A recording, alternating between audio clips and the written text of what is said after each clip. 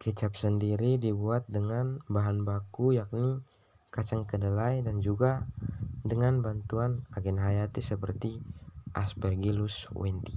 Penerapan bioteknologi pada kecap sendiri terdapat pada saat proses fermentasi, di mana kecap sendiri berasal dari ekstrak kedelai hitam yang melalui proses fermentasi. Nah, proses fermentasi ini melalui dua tahap. Yang pertama, proses fermentasi menggunakan jamur koji. Ini disebut dengan fermentasi padat yang berlangsung selama 2-3 hari. Nah, ini untuk membentuk cita rasa dan aroma. Namun dalam proses ini kelembapan dan suhu harus diperhatikan. Ini untuk menjaga cita rasa dari kecap tersebut agar tidak rusak. Kemudian setelah fermentasi padat, ada yang dinamakan fermentasi meromi atau fermentasi cair. Nah, fermentasi ini dilakukan dengan 3 tahap. Nah, waktu yang dibutuhkan untuk fermentasi ini berlangsung selama kurang lebih 1 hari. Nah, semakin lama waktu yang dipakai, maka ini akan semakin menentukan mutu dan aroma dari kecap yang dihasilkan. Untuk pembuatan kedelai sendiri, yang pertama kedelai harus dicuci dan kemudian direbus. Nah, setelah direbus, kedelai tersebut dijemur. Nah, untuk proses penjemuran ini hanya untuk mengurangkan kadar air yang terdapat pada kacang kedelai. Nah, saat kacang kedelai masih agak basah, harus didiamkan selama 5-7 hari sampai tumbuh ragi atau jamur. Nah, setelah tumbuh ragi atau jamur harus dijemur untuk kedua kali, dan untuk proses penjemuran kedua ini harus sampai kering. Nah, setelah itu kacang kedelai yang sudah dijemur 2 kali akan direndam dengan air garam. Nah, proses perendaman ini minimal harus 20 hari.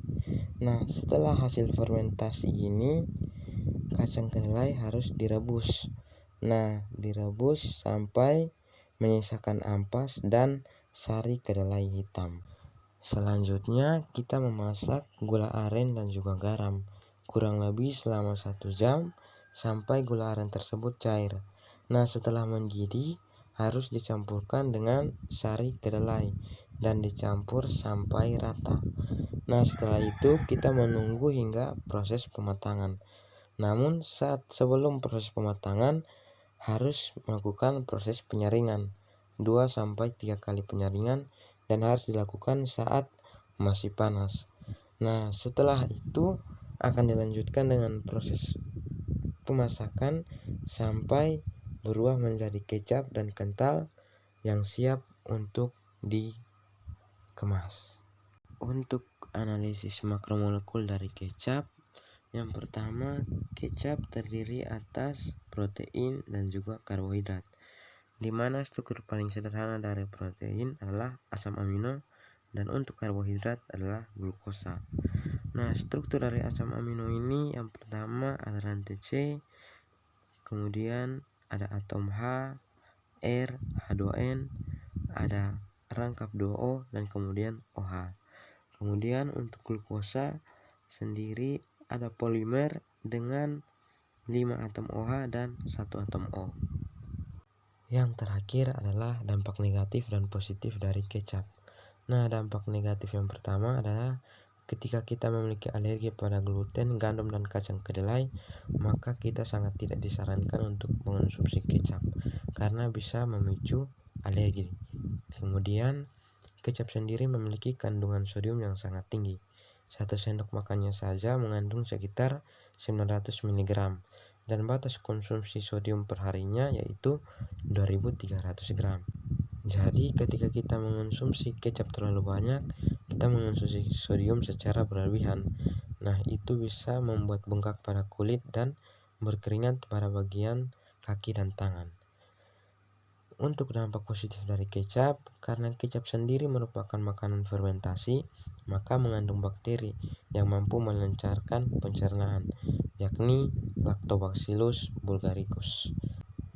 Kemudian manfaat yang terakhir adalah Olahan makanan yang diberi tambahan kecap dapat membantu menurunkan kolesterol jahat dalam tubuh.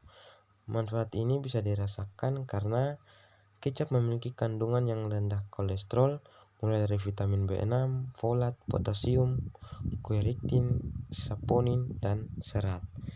Nah, sehingga pada kesimpulan akhirnya kita harus mengonsumsi kecap, tapi tidak boleh melebihi batas atau mengonsumsinya terlalu banyak. Sekian dan terima kasih.